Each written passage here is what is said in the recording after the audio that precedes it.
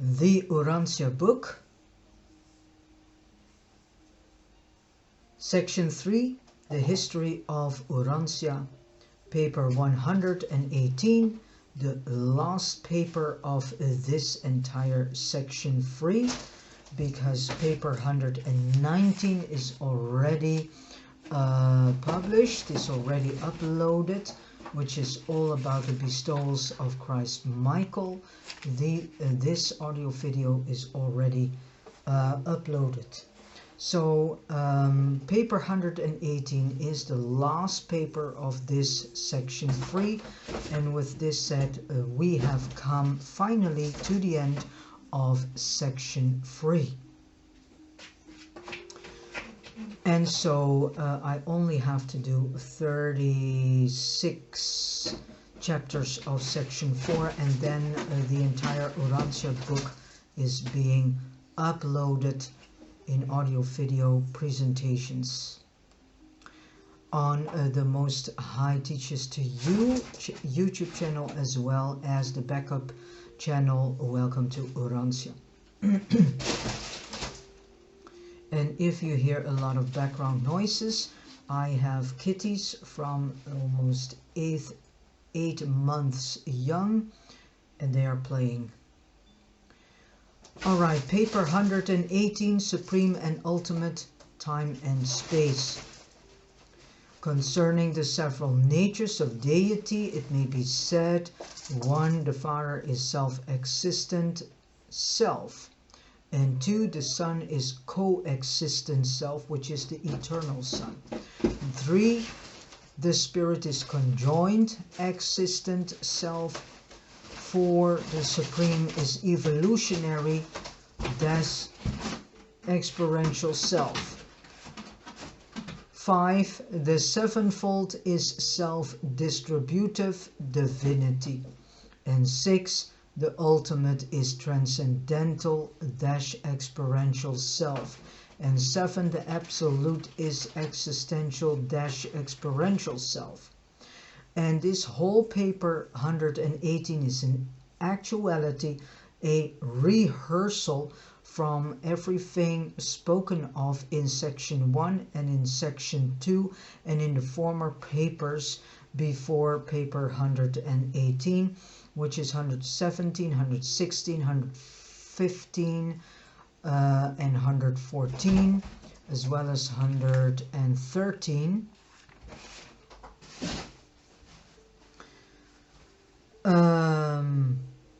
While God the Sevenfold is indispensable to the evolutionary attainment of the Supreme is also indispensable to the eventual emergence of the ultimate. And the dual presence of the Supreme and the ultimate constitutes the basic association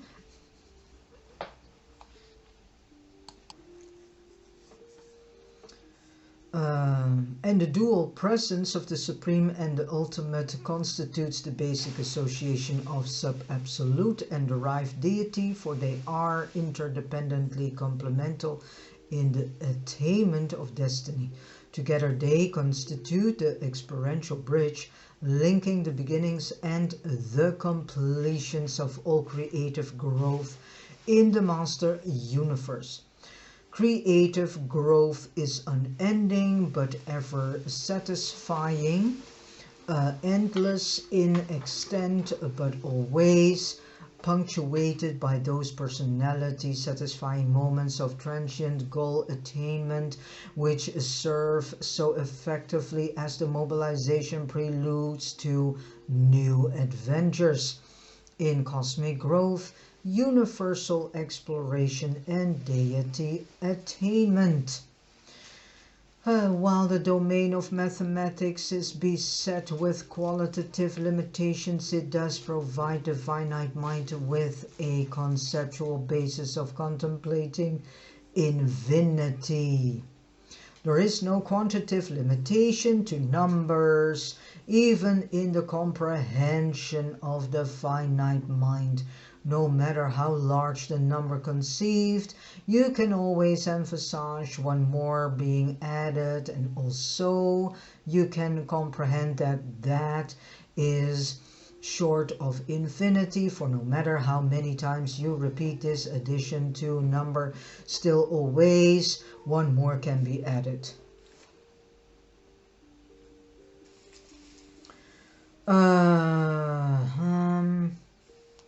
But sooner or later this same person begins to hunger and yearn for new and greater goals, and such adventures in growth will be forever forthcoming in the fullness of time and the cycles of eternity. And this being that craves for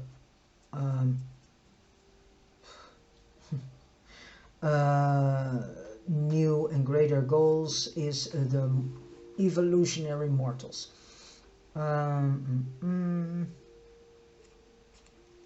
Each successive universe age is the antechamber of the following era of cosmic growth, and each universe epoch provides immediate destiny for all preceding stages. Havona in and of itself is a perfect but perfection limited creation. Havona perfection expanding out into the evolutionary super universes finds not only cosmic destiny but also liberation from the limitations of pre-evolutionary existence. 1. Time and eternity. There is a direct relationship between maturity and the unit of time. Consciousness is any given intellect. The time unit may be a day, a year, or a longer period, but inevitably it is the criterion by which the conscious self evaluates the circumstances of life, and by which the conceiving intellect measures and elevates the facts of temporal existence. Experience, wisdom, and judgment are the concomitants of the lengthening of the time unit in mortal experience. As the human mind reckons backward into the past, it is evaluating past experiences for the purpose of bringing it to bear on a present situation. As mind reaches out into the future, it is attempting to evaluate the future significance of possible action, and having thus reckoned with both experience and wisdom, the human will exercises judgment, decision in the present, and the plan of action thus born of the past and the future becomes existent. In the majority of the developing self, the past and the future are brought together to illuminate the true meaning of the present. As the self matures, it reaches further and further and further back into the past for experience, while its wisdom forecast seeks to penetrate deeper and deeper into the unknown future. And as the conceiving self extends this reach ever further into both past and future, so does judgment become less and less dependent on the momentary present. In this way does decision action begin to escape from the fetters of the moving present, while it begins to take on the aspects of past and future significance. Patience is exercised by those mortals whose time units are short. True maturity transcends patience by forbearance born of real understanding. To become mature is to live more intensely in the present, at the same time escaping from the limitations of the present. The plans of maturity founded on past experience are coming into being in the present in such a manner as to enhance the values of the future. The time unit of immaturity concentrates meaning-value into the present moment in such a way as to divorce the present of its true relationship to the not present, the past, the future.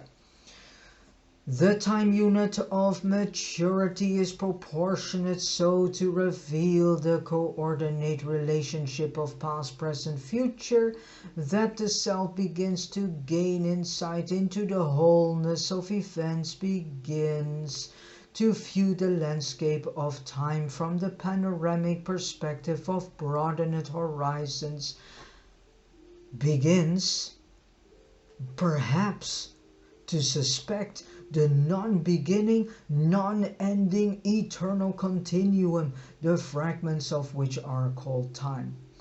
On the levels of the infinite and the absolute, the moment of the present contains all of the past as well as of the future.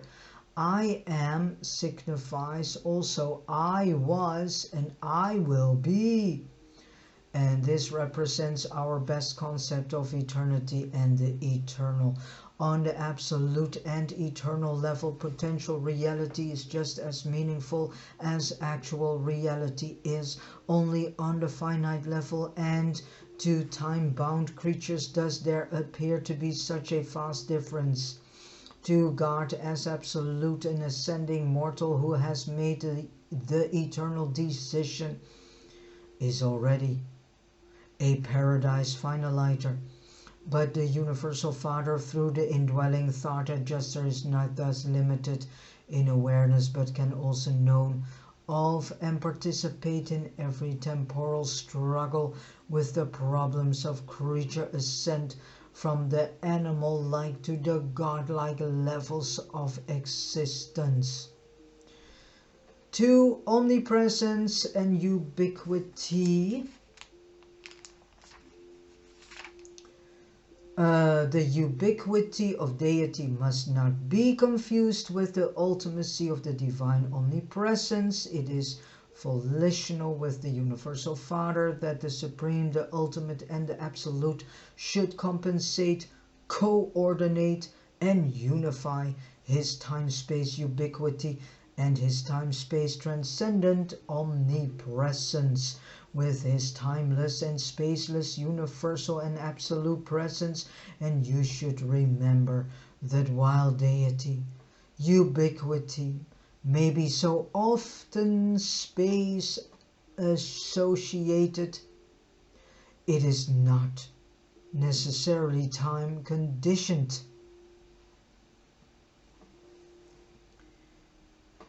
As mortal and Morantia ascenders, you progressively discern God through the ministry of God the Sevenfold. This is already being stated in the former papers. Through Havona, you discover God the Supreme. On Paradise, you find him as a person. And then, as finaliters, you will presently attempt to know him as God the Ultimate. Okay, God the Supreme may not be a demonstration of the time-space omnipresence of deity, but he is literally a manifestation of divine ubiquity between the spiritual presence of the Creator and the material manifestations of creation. There exists a vast domain of the ubiquitous becoming, the universe emergence of evolutionary deity. If God the Supreme ever assumes direct control of the universes of time and space, we are confident such a deity administration will function under the over-control of the ultimate.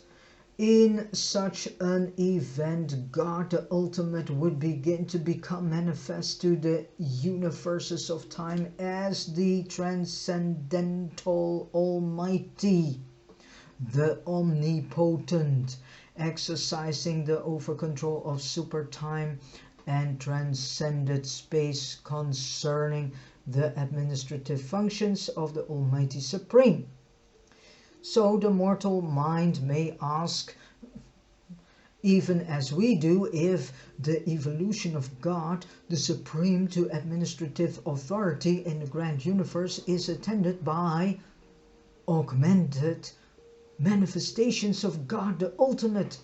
Will a corresponding emergence of God the ultimate in the postulated universes of outer space be attended by similar and announced revelations of God the Absolute? We really do not know. 3. Time-space relationships.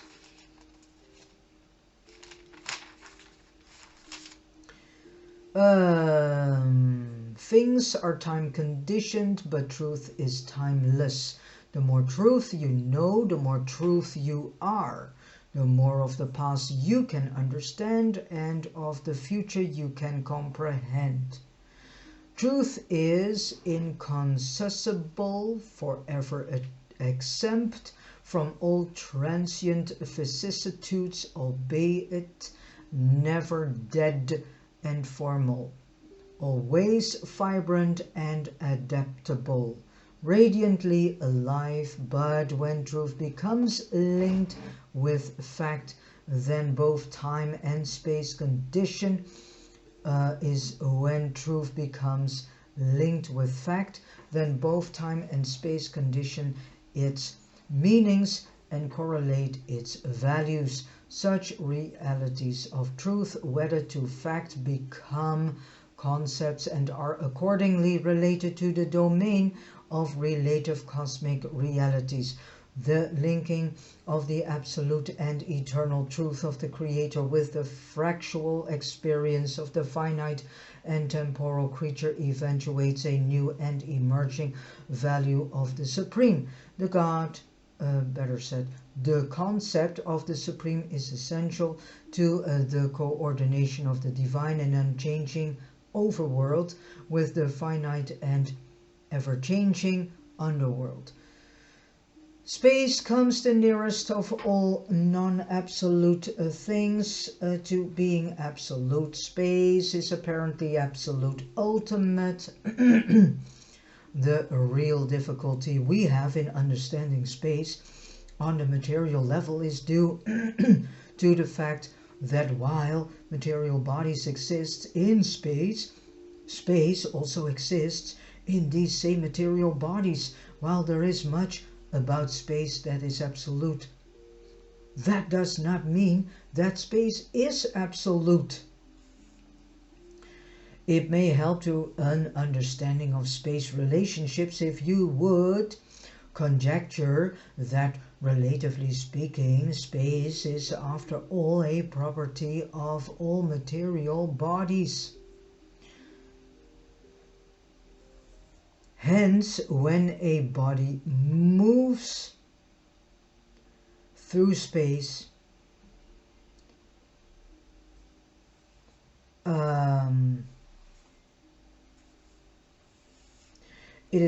it also takes all its properties with it, even the space which is in and of such a moving body.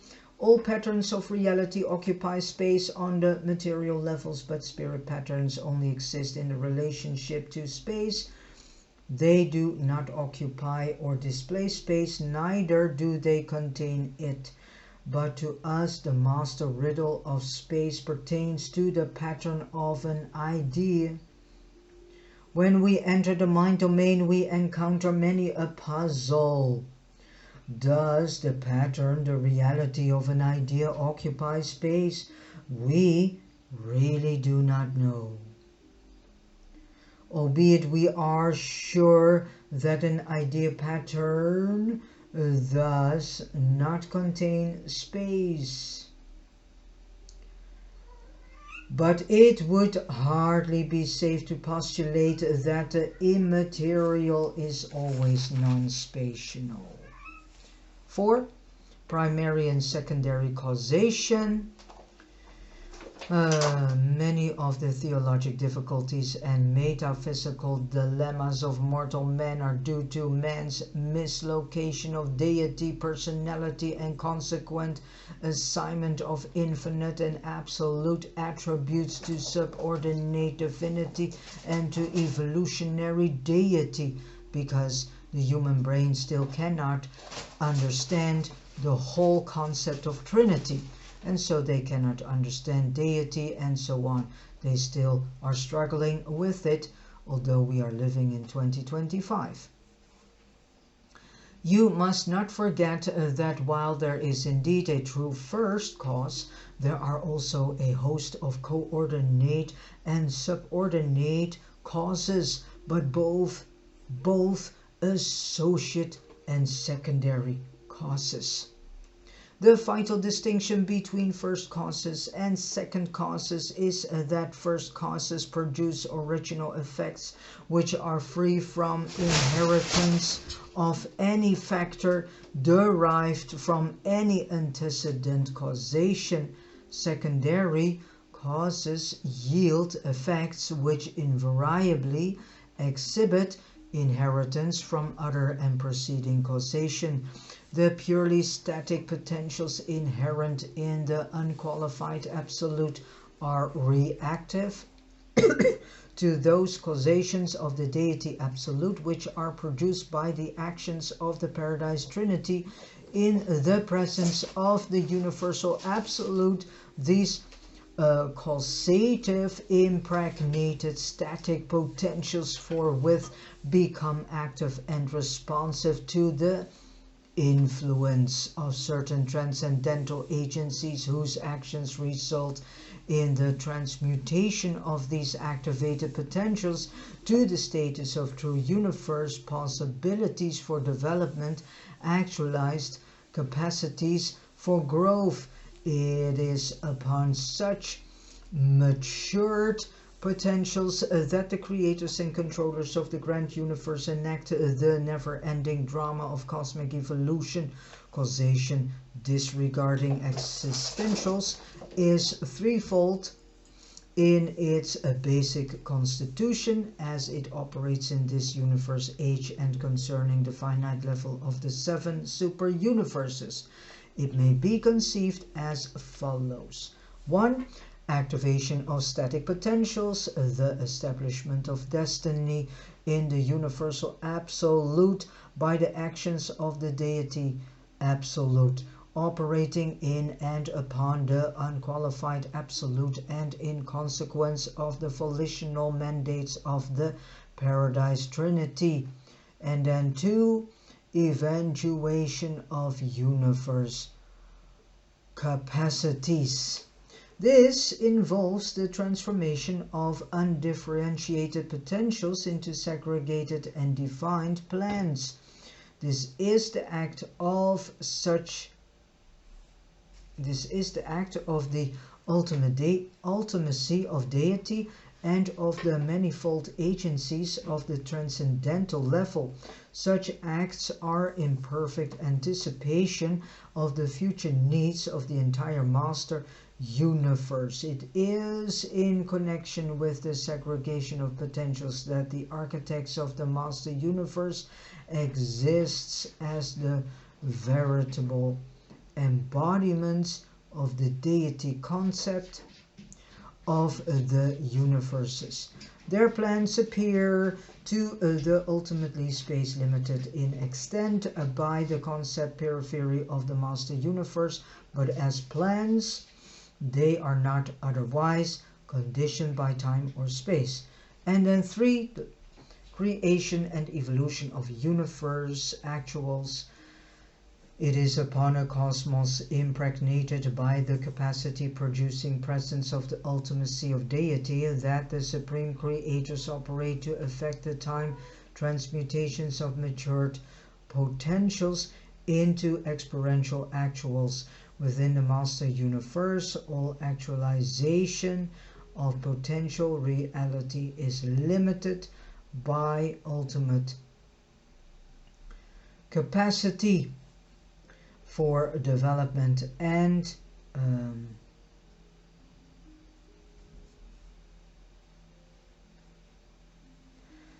and is time-space conditioned in the final stages of emergence. The creator sons going out from paradise are in actuality transformative creators in the cosmic sense, but this is in no manner invalidates man's concept of them as creators.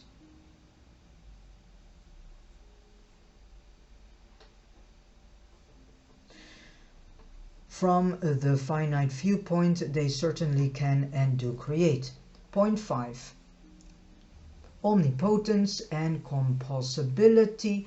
The omnipotence of deity does not imply the power to the non-doable within the time-space frame, and from the intellectual reference point of mortal comprehension, even the infinite God cannot create square circles or produce evil that is inherently good. God cannot do the ungodlike thing, all this nonsense that humanity has created themselves.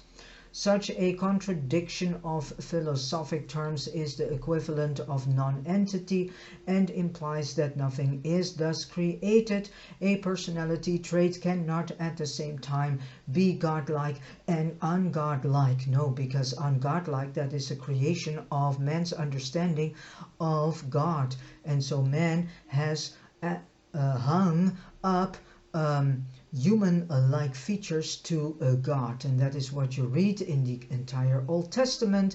It is a man understood God idea, and the God in the Old Testament is not the God revered here in the Urantia book. The Urantia book speaks about a loving God and not a God of vengeance and whatever.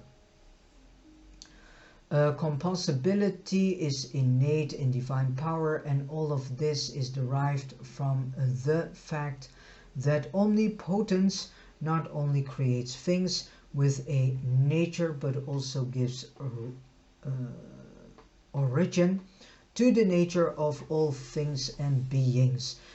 In the beginning, the Father does all, but as the panorama of eternity unfolds in response to the will and mandates of the infinite, it becomes increasingly apparent that creatures, even men, are to become God's partners in the realization of finality of destiny, and this is true even in the life in the flesh. When man and God enter into partnership, no limitation can be placed upon the future possibilities of such a partnership.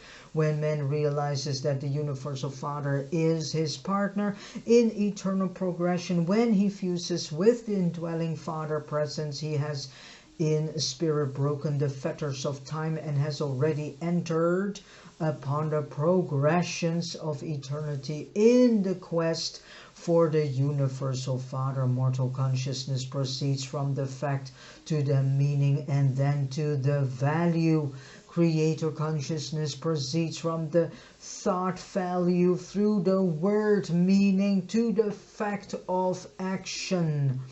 Always must God act to break the deadlock of the unqualified unity inherent in existential infinity. Always must deity provide the pattern universe, the perfect personalities, the original truth, beauty and goodness for which all sub-deity creations strive.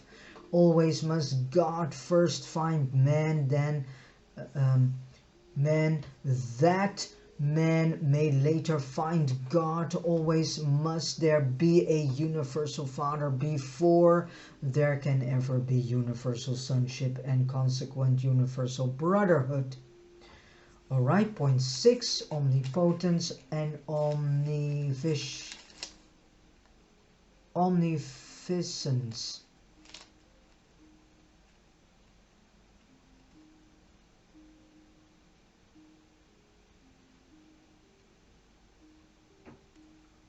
So omnipotence and omnificence. Let me see. Okay. Okay, God is truly omnipotent, but he is not omniscient.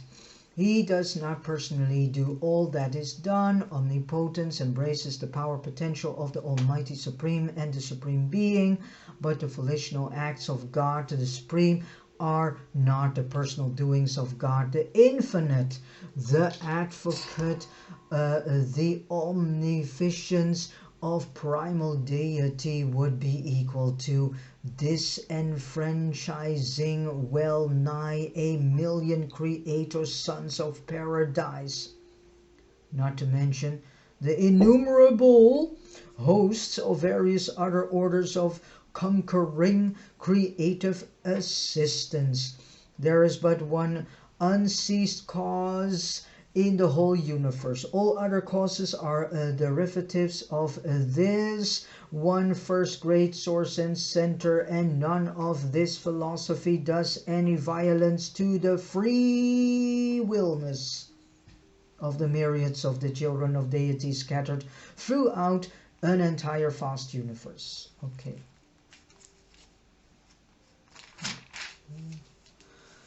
In the mortal life, paths of differential conduct are continually opening and closing, and during the times when choice is possible, the human personality is constantly deciding between these many courses of action. Temporal volition is linked to time, and it must await the passing of time to find opportunity for expression. Spiritual volition has begun to taste liberation from the fetters of time, having achieved partial escape from time's sequence, and that is because spiritual volition is self-identifying with the will of God. Volition, the act of choosing, must function within the universe frame, which has actualized in response to higher and prior choosing. The entire range of human will is strictly finite, limited, except in one particular: when man chooses to find God and to be like him. Such a choice is superfinite. Only eternity can disclose whether this choice is also superabsonite. To recognize deity omnipotence is to enjoy security in your experience of cosmic citizenship, to possess assurance of safety in the long journey to paradise. And that this is a long journey, that's for sure. But to accept the fallacy of omniscience is to embrace the colossal error of pantheism.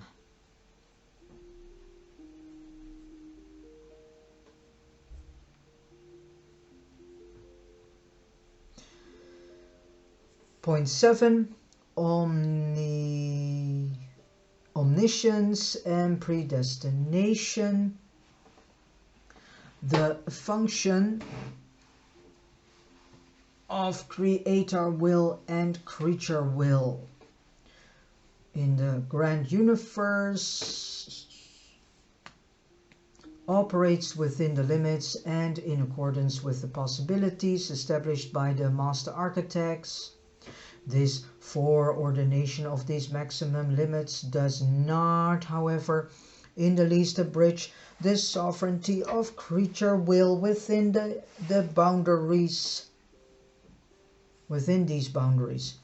Okay. Neither does ultimate foreknowledge, full allowance for all finite choice, constitute an abrogation of finite volition. In his last, a mature and far-seeing human being might be able to forecast the decision of some younger associate most accurately, but this foreknowledge takes nothing away from the freedom and genuineness of the decision itself.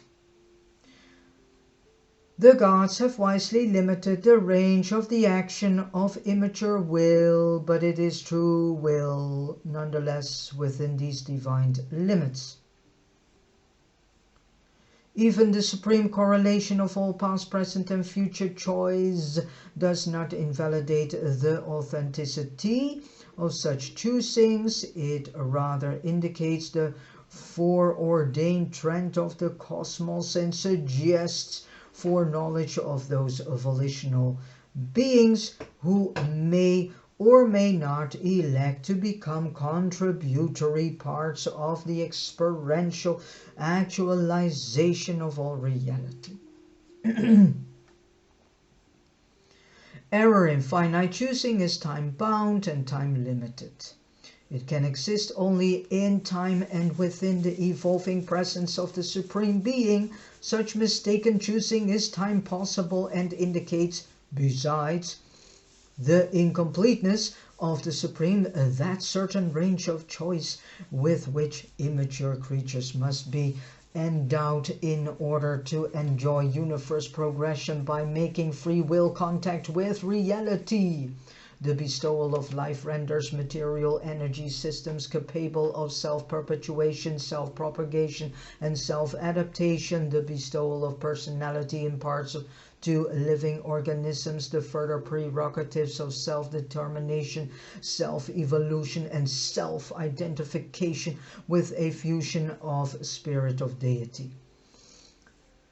Subpersonal living things indicate mind-activating energy matter, first as physical controllers and then as adjutant mind spirits. Personality endowment comes from the Father and imparts unique prerogatives of choice to the living system. But if personality has the prerogative of exercising volitional choice of reality identification, and if this is true and free choice, then must the evolving personality also have the possible choice of becoming self-confusing, self-disrupting, and self-destroying, which is now going on.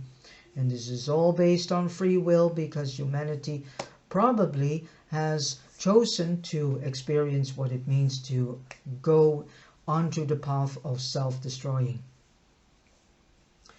The majority, at least, those who know and have made the choice of not going to that path and following that path, they are not following this path. They are following the path of eternal life, and thus the path of ascension to paradise. Therefore, is there increased safety in narrowing the limits of personality choice throughout the lower levels of existence. Choice becomes increasingly liberated as the universes are ascended.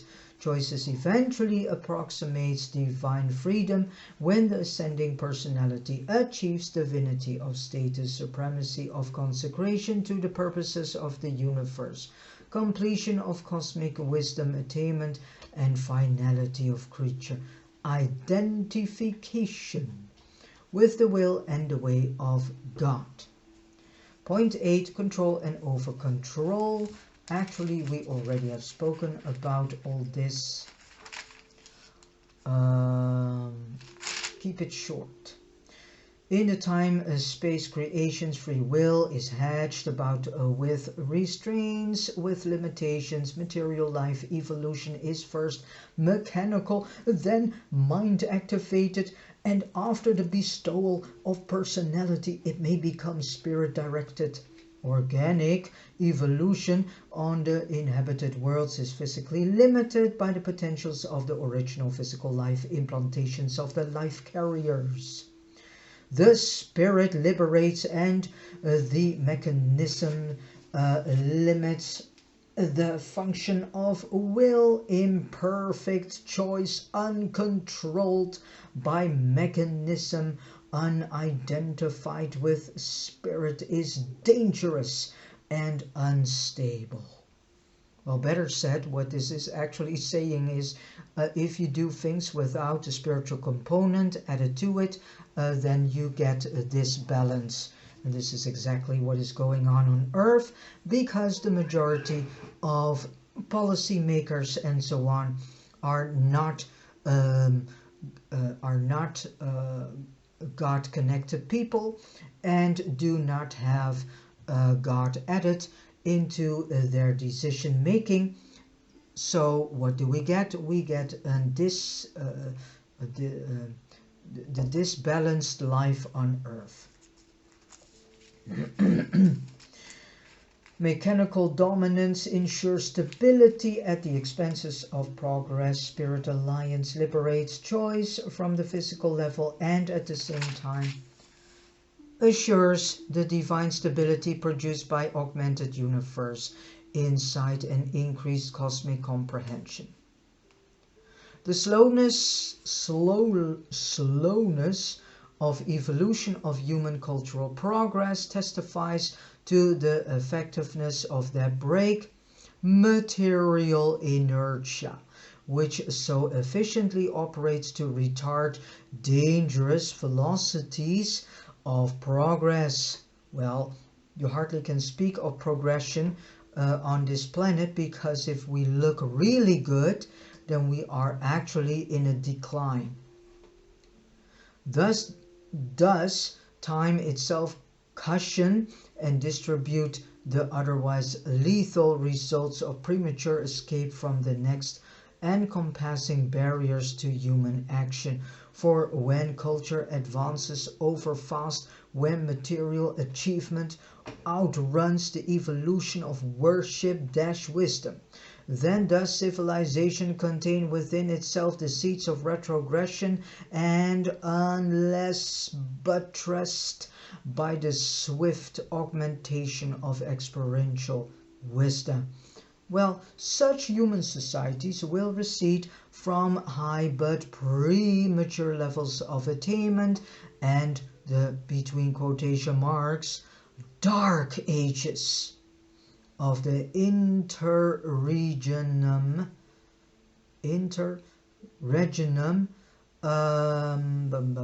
of wisdom will bear witness to the inexorable restoration of the imbalance between self-liberty and self-control.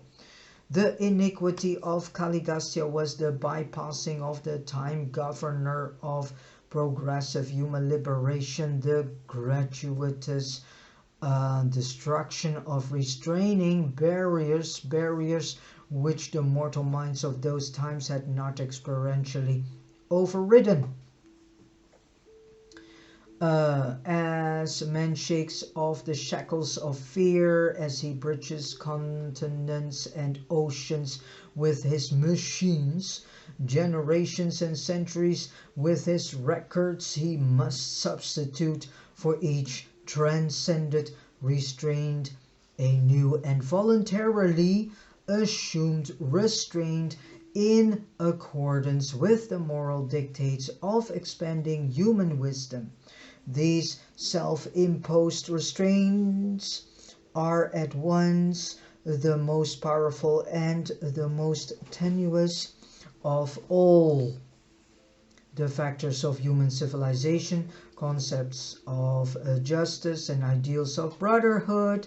Man even qualifies himself for the restraining garments of mercy when he dares to love his fellow man, while he achieves the beginnings of the spiritual brotherhood when he elects to mete out to them that treatment which he himself would be accorded.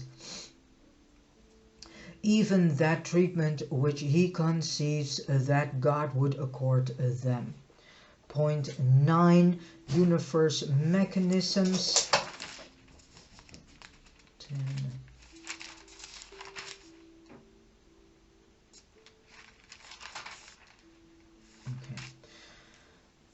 Universe mechanisms, time and space, are conjoint mechanisms of the master universe. They are the devices whereby finite creatures are enabled to coexist in the cosmos with the infinite. But these finite creatures are effectively insulated from the absolute levels by time and space, but these insulating media, without which no mortal could exist, operate directly to limit the range of finite action. Without them, no creature could act but by them the acts of every creature are definitely limited. Mechanisms produced by higher minds function to liberate their creative sources, but to some degree unvaryingly limit the action of all subordinate intelligences to the creatures of the universes. This limitation becomes apparent as the mechanism of the universes. Man does not have unfettered free will. There are limits to his range of choice, but within the radius of this choice, his will is relatively sovereign. The life mechanisms of the mortal personality, the human body, is the product of supermortal creative design. Therefore, it can never be perfectly controlled by man himself. Only when ascending man in liaison with the fused adjuster self creates the mechanism for personality expression, will he achieve perfected control thereof. The grand universe is mechanism as well as organism, mechanical and living, a living mechanism activated by the supreme mind, coordinating with a supreme spirit and finding expression on maximum levels of power and personality unification as the supreme being. But to deny the mechanisms of the finite creation is to deny fact and to disregard reality. So mechanisms are the products of mind, creative mind acting on and in cosmic potentials. Mechanisms are the fixed crystallizations of creator thought, and they ever function true to the volitional concept that gave them origin. But the purposiveness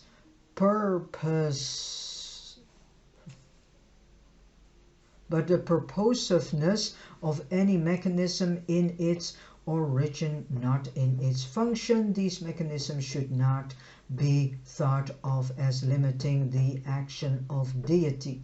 Rather, is it true that in these very mechanics deity has achieved one phase of eternal expression? The basic universe mechanisms have come into existence in response to the absolute will of the first source and center, and they will therefore eternally function in perfect harmony with the plan of the infinite.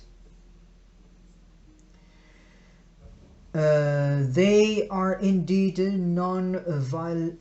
non-volitional patterns of that very plan.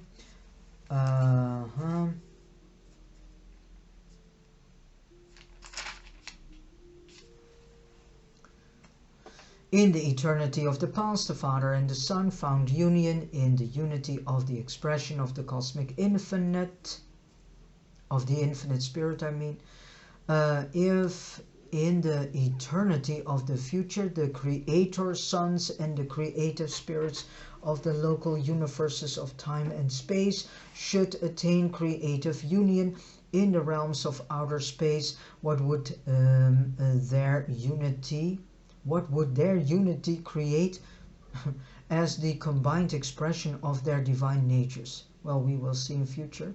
It may well be that we are to witness a hitherto unrevealed manifestation of the ultimate deity, a new type of super administrators. Such beings would embrace unique prerogatives of personality, being the union of personal creator, impersonal creative spirit, mortal creature experience, and progressive personalization of the divine minister, which is the local universe mother spirit or universe mother spirit. Such beings could be ultimate in that they would embrace personal and impersonal reality, while they would combine the experiences of creator and creature. Whatever the attributes of such third persons of these postulated functioning trinities of the creations of outer space, they will sustain something of the same relation to their creative fathers and their creative mothers that the infinite spirit does to the universal Father and the eternal Son. So God the Supreme is the personalization of all universe experiences, the focalization of all finite evolution, the maximization of all creature reality, the consummation of cosmic wisdom, the embodiment of the harmonious beauties of the galaxies of time, the truth of cosmic mind meanings, and the goodness of supreme spirit values. And God, the Supreme, will in the eternal future synthesize these manifold finite diversities into one experientially meaningful whole, even as they are now existentially united on absolute levels in the Paradise Trinity. And then the last part of this last paper.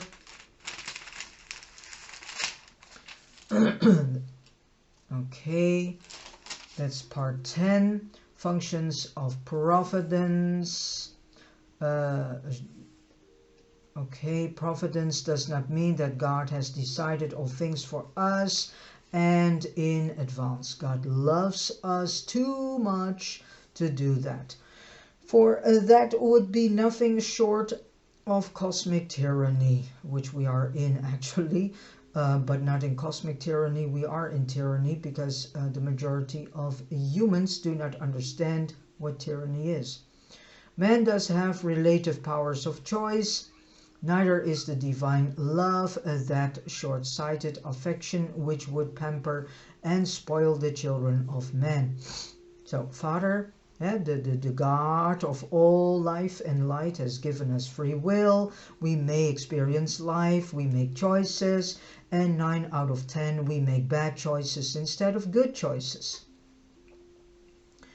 All these choices that are bad, we do need to experience them. Why? For just one thing, and that is for soul growth and soul character building. That is why we suffer so much. That is why we have to go through so many horrific things in life. That is why we have to experience so many tremendous amount of horrificness. Not only in our life, but in the entire human existence. If you go through the entire human existence of 1 million years, then you can see that humanity is only doing suffering, suffering, suffering, suffering, suffering, suffering, suffering, suffering, suffering. And making bad choice after bad choice after bad choice after bad choice. And once in a while they make good choices, but overall, in the majority of time, humanity chooses to go wrong. Why? Probably because it wants to experience another level of evilness and darkness and ugliness and horrificness. Because it has not enough of it. So it's about time that the human race is turning and is choosing beauty, truth, goodness, and go live with that instead of what is now going on and is being unfolded on earth, because the majority of human races are blind and are leading the blind. So the Father, Son, and Spirit as the Trinity are not the Almighty Supreme, but the supremacy of the Almighty can never be manifest without them.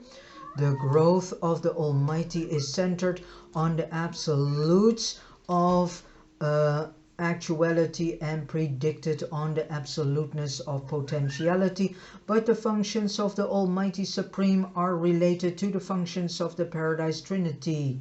It would appear that In the Supreme Being, all phases of universe activity are being partially reunited by the personality of this experiential deity when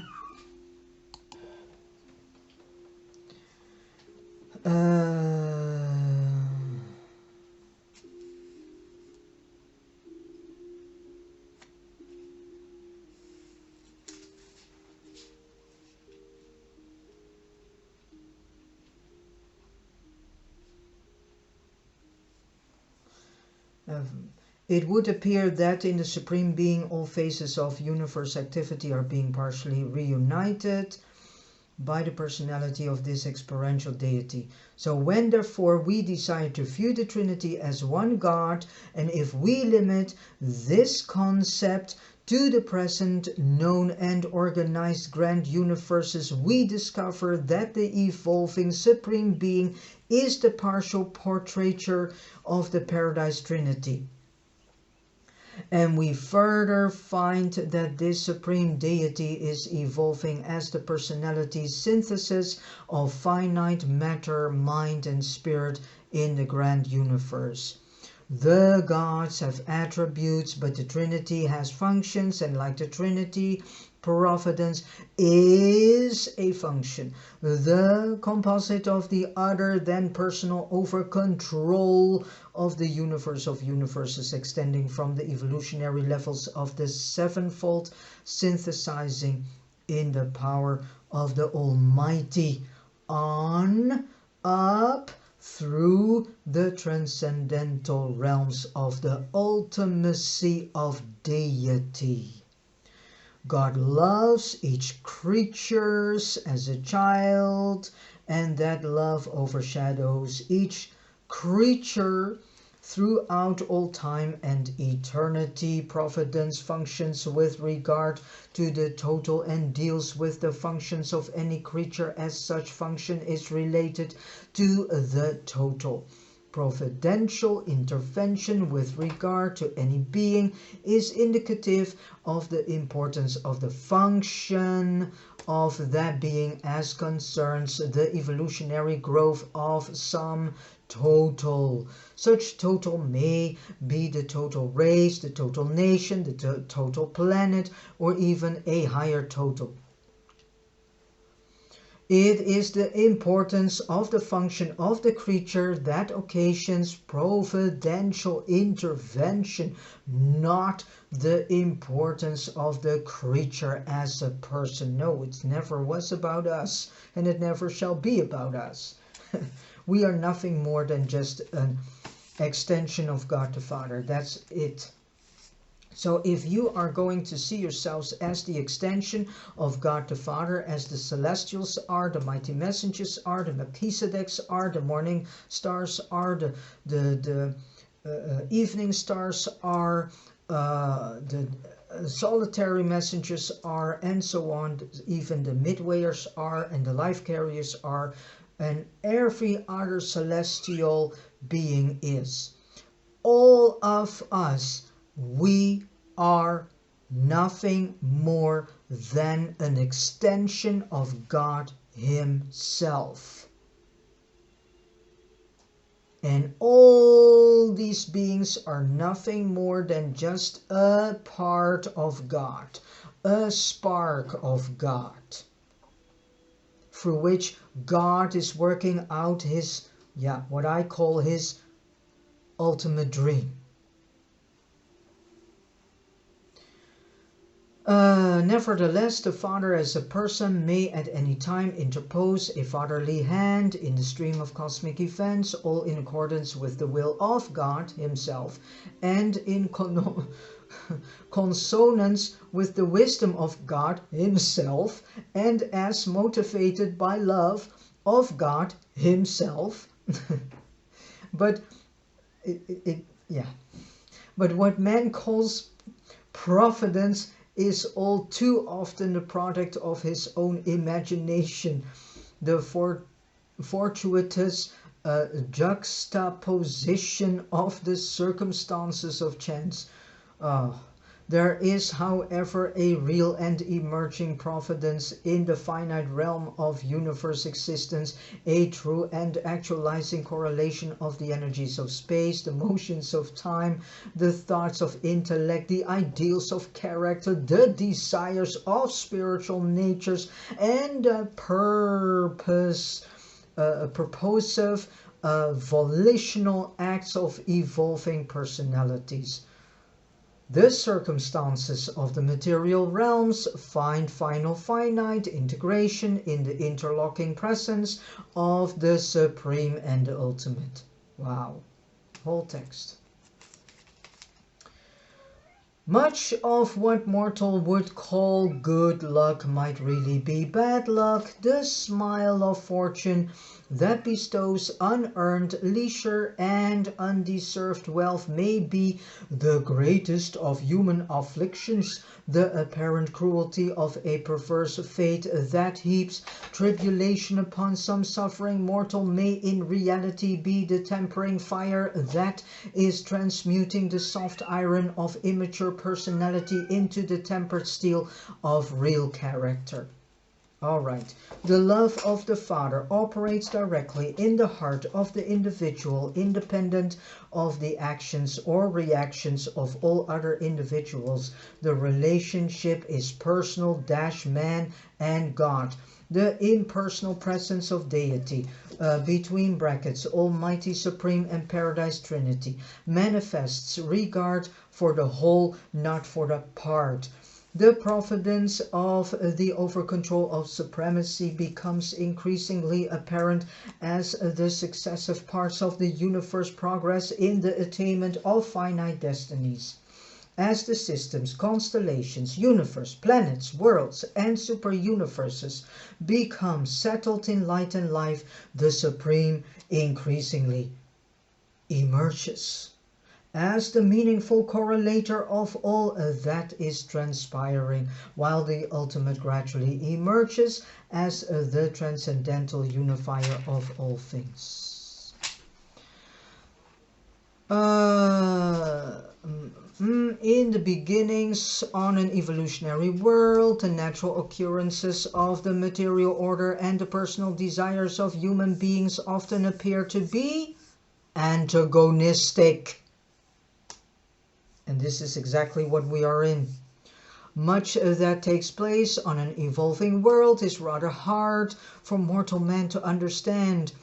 Natural law is so often apparently cruel, heartless, and indifferent to all that is true, beautiful, and good in human comprehension. Yeah, but we do not know what beauty is, let alone what goodness is, let alone what true beautiful is, what true goodness is, and so on. We have no idea of that, because we didn't even reach that level yet to experience true beauty, true goodness, true kindness, and without any personal surface to self agendas in it. The beauty and goodness and kindness that humanity understands so far is also based most of the times of their own personal gain agendas. If you see how this world is rapidly losing its beauty that the Creator has given to it because of all the ugliness of technology and so on, because we must come to the conclusion that everything that technology is producing and everything that has been created has become the last 20 years more and more ugly. The cars have become more ugly. The entire landscape is rapidly fading away because of all the solar panels that are being planted into the landscape, and so on. So what does humanity actually know what true beauty is, true goodness is, and true kindness is, when humanity itself is not yet at a level arrived in loving its fellow brother and sister, as God loves us, and does still not understand that all the things that are that it is doing is based on actually greed and pride. So, but as humanity progresses in planetary development, we observe that this viewpoint is modified by the following factors. 1. Man's augmenting vision. 2. Man's increasing control. The gradual accumulation of the knowledge of the laws of the material world, the purposes of spiritual existence, and the possibilities of the philosophic coordination of these two realities. Man, the savage, was helpless before the onslaughts of natural forces, was, and still is, slavish before the cruel mastery of his own inner fears. He is still a slave to his fears.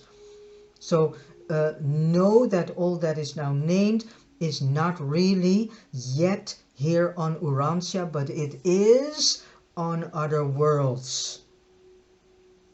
Because humanity, the Urantians, the earthlings here, are not even there yet.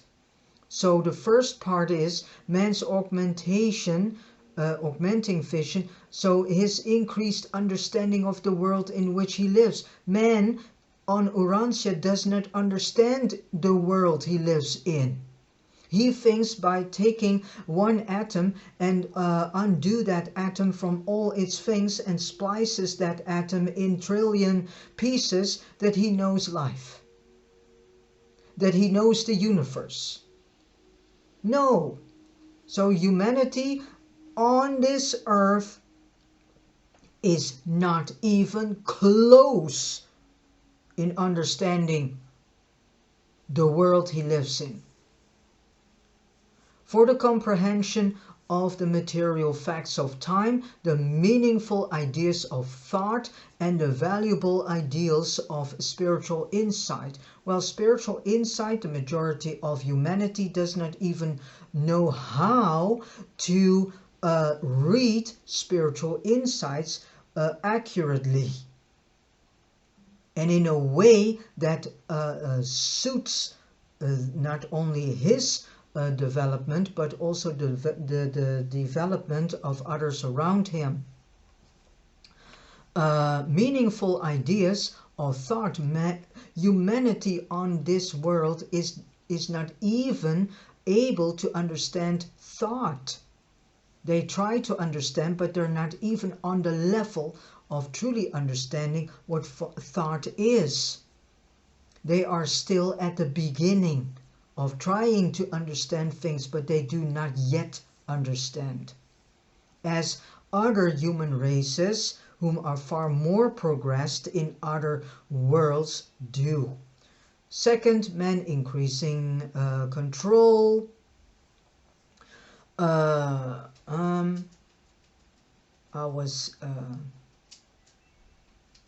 This is the gradual accumulation of the knowledge of the laws of the material world, the purpose of spiritual existence, and the possibilities of the philosophical ordination of these two realities. Man, the savage, was helpless, on this world they are still helpless in a certain way, before the onslaughts of natural forces, was slavish. Actually, humanity in this world is still slavish to their fears. Semi-civilized man is beginning to unlock the storehouse of the secrets of the natural realms by slaughtering whole nature. No. So this means that the human race in this world is not there yet, because it has not yet discovered the secrets of the natural realms. Better said, it is slaughtering the natural realms in a rapid pace. And his science is slowly but effectively destroying his superstitions. Yeah, that would be nice, but is this the case? No, because the majority of human races of the human races here on Urantia are still stuck in superstition, ghost fear, and whatever fears they have. Otherwise, paganism would already have ceased out of existence here, but it's not. Humanity is still repeating all these paganistic feasts loaded with superstition, loaded with man-created ideas of how to celebrate these feasts. And so humanity is still bondage to its own created rules of how things needs to be done, celebrated, and ceremonial nonsense, rituals. It is still there. So humanity on Urantia is still not that much progressed that we can see that they have left superstition, ghost fear, and traditions, rituals, ceremonies, man-created rules, laws, and so on, while at the same time providing a new and enlarged factual basis for the comprehension of the meanings of philosophy. Yeah, philosophy can be very beautiful if you indeed understand the in-depth message in philosophy. Philosophy is part of our development. Some people are trying to debunk philosophy. They are trying to make philosophy as something evil, but it is not. Philosophy is part of life and part of our process of understanding life, God, each other, the realm that we are in, that we live in, the world, the interaction, and also religion. But we have religion and religion. The living religion is not there yet. That was the religion Michael of Nebadon, who came here, who is now known as Jesus of Nazareth. As Jesus of Nazareth, he taught the humans here what living religion is. And that is a deep relationship with God the Father himself. And the experiences that you experience during this intimate relationship with God the Father himself. But this is not the case because many are still clung unto old things, old concepts, old ideas, primitiveness, are slave to traditions, rituals, ceremonies, and so on. And ghost fear and superstitions, shamanism, totemism, and all that isms. We need to let go of all these things. So this is a future picture of how humanity can become, and the human race will become this because this planet still will exist. And all that we are now going through is a big lesson. And it's a lesson in which we can make the biggest soul growth ever. And can create a huge building of soul character ever. The time that we are now in is not fun, is not pleasure, is not always pleasant, I mean. It is filled with a lot of evil, darkness, chaos, antagonisms, and whatsoever. But at the same time, it's a beautiful time. Why? Because on soul level, we can make a huge growth. And if you understand that everything that you go through in life is only because to make sure that your soul grows into new levels of spiritual understandings and coming closer and closer in connection with the thought adjuster, the Supreme Being, and thus with God. and also in building soul character. So that is why we go through the things that we go through. So we need to see it from a different perspective, and we need to see it from a learning perspective. Okay, it's not fine and it's not pleasant to have a narcissistic person in your life and deal with that, especially if you have if you have children with this partner and this partner was your husband or wife. But at the same time, this person also gives you a tremendous chance of soul growth and soul character building.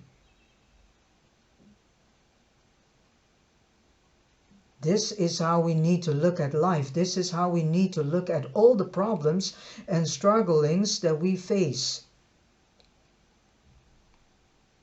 And the early human races of 1 million years ago, when the first human father and human mother, came into existence, they didn't understood this. They didn't understood this. Logically, they didn't understood this because they were at the beginning of experiencing what it is to be a mortal in a mortal realm and living mortal life. But now we are in 2025. We have progressed a bit further, and now we can understand better why life is what it is and why we are experiencing what we are experiencing. And it is maybe for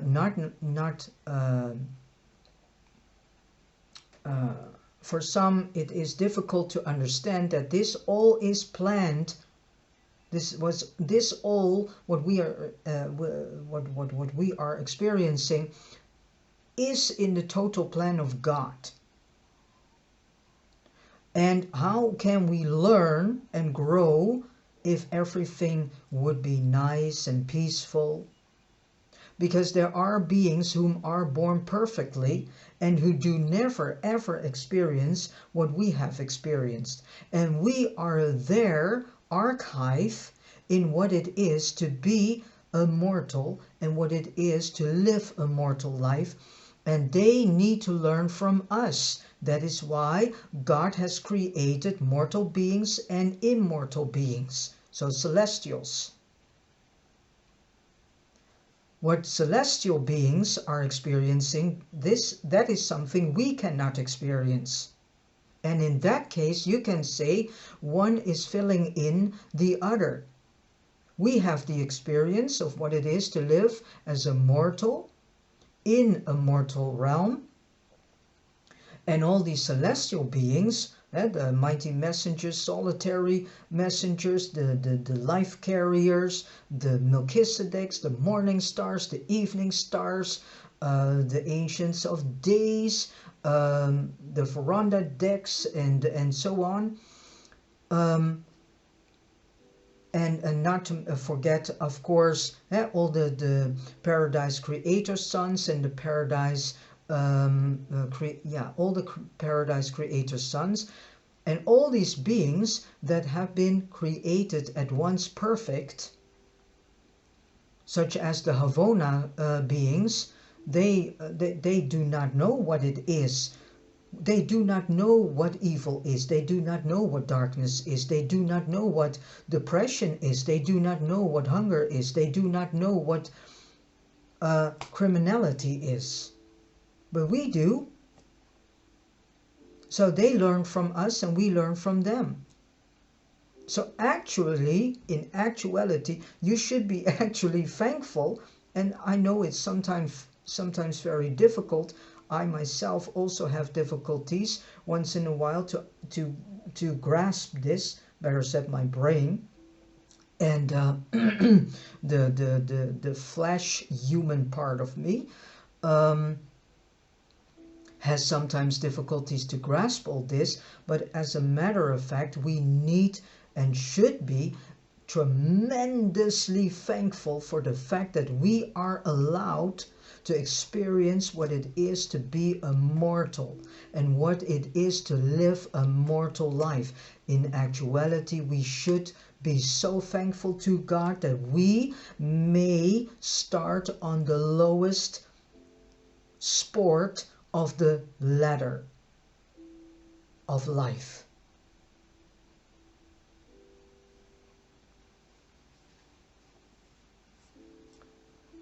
Amen. So man, the civilized, will someday achieve relative mastery of the physical forces of this planet. The love of God in his heart will be effectively outpoured as love for his fellow man, and this stage will be reached eventually. I do not know if I will see it happening in this lifetime, but what I do know, eventually the human races here on Urantia will reach this level. Urantia in its whole, with all its inhabitants, will finally reach this ultimate state of light and life. I am very sure about that. Amen. While the values of a human existence will be nearing the limits of mortal capacity. And then the third one is man's universe integration. This can also happen as soon as the spiritual quarantine is undone from Urantia and from the other 35 worlds that are in spiritual quarantine. So man's universe integration, the increase of human insight plus the increase of human experiential achievement, brings him into closer harmony with the unifying presence of supremacy, paradise, Trinity, and the Supreme Being, which is God the Mother, so to say.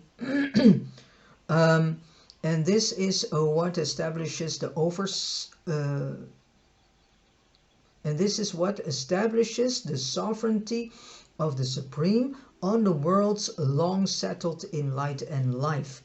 Such advanced planets are indeed poems of harmony, pictures of the beauty of achieved goodness attained through the pursuit of cosmic truth. And what I say, we are just at the beginning, and actually, in some ways, we are not even yet on planetary level functioning yet. And if such things can happen to a planet, which will happen eventually to Urantia, then even greater things can happen to a system and the larger units of the grand universe as they too achieve a settledness, indicating the exhaustion of the potentials for finite growth. And then we are doing greater things than Jesus did when he was here. On a planet of this advanced order, providence has become an actuality. The circumstances of life are correlated, but this is not only because man has come to dominate the material problems of his world. It is also because he has begun to live according to the trend of the universes. He is following the pathway of supremacy to the attainment of the universal Father. The kingdom, between quotation marks, the kingdom of God, better said, the paradise of God, and we should actually see it as such. The paradise of God is in the hearts of man, and when this kingdom becomes actual in the heart of every individual on a world, then God's rule has become actual on that planet. And this is the attained sovereignty of the Supreme Being. To realize providence in time, man must accomplish the task of achieving perfection.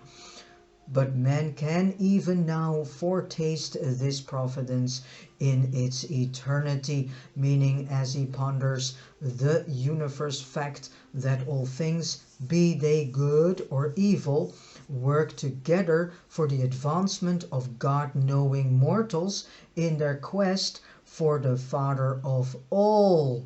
So all this so-called evil that we are experiencing helps us in also realizing what we should not continue in creating. And so it gives us an idea of what happens if you only follow the line of evil. And then you will see that evil is based on death.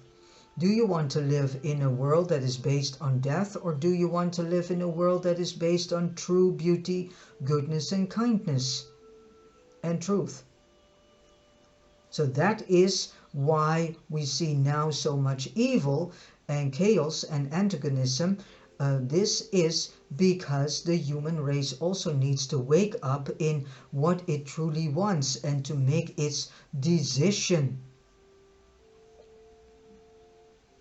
And that is the whole point. If you do not hunger and thirst for higher spiritual truths, if you do not pray to receive for higher spiritual truths, then you stay in the same circle, and then you only see evilness, darkness, antagonisms, and a decrease of life. But if you are praying for higher spiritual truths, what you do get is then a deeper understanding of the world you're in and why it is that it is. And then you can make better choices.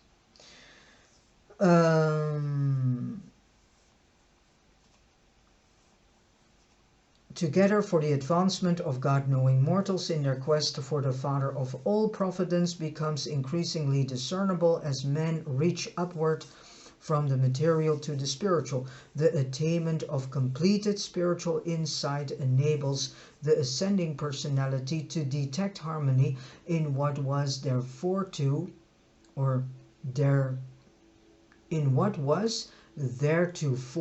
chaos. Even Morantia Mota represents a real advance in this direction. Providence is in part the over-control of the incomplete supreme manifested in the incomplete universes, and it must therefore ever be 1. Partial, due to the incompleteness of the actualization of the Supreme Being, and 2. Unpredictable, due to the fluctuations in creature attitude which ever varies from level to level, thus causing apparently variable reciprocal response in the Supreme. So when men pray for providential intervention in the circumstances of life, many times the answer to their prayer is their own changed attitudes toward life. It is all about our own attitude. Do we truly care about each other and the world that we live in, or do we accept the decline and that everything goes into death? What is it that you are choosing? And that what you're choosing, then your attitudes will also change.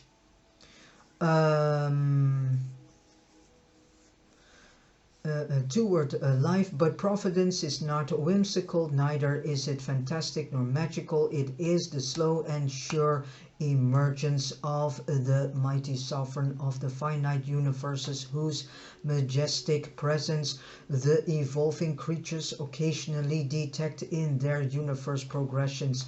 Providence is the sure and certain march of the galaxies of space and the personalities of time toward the goals of eternity, first in the Supreme, then in the ultimate, and perhaps in the absolute. And in infinity, we believe there is the same providence, and this is the will, the actions, the purpose of the Paradise Trinity, thus motivating the cosmic panorama of universes upon universes. And with this said, I have finally come to the end of paper 118, and everything has been presented to us by a mighty messenger temporarily sojourning on Urantia. And thank you, mighty messenger, for giving us all this information. And I want to say to all of you who have listened to this audio video, Thank you so much for listening to this audio video. My apology for the fast readings and background disturbances. Yeah, that's what you have with two kitties whom are coming into the stage of puberty. And I also want to say I wish you all a beautiful, joyful, thankful, and loving day, and that everything that you do will be in alignment with the will of God. God bless you.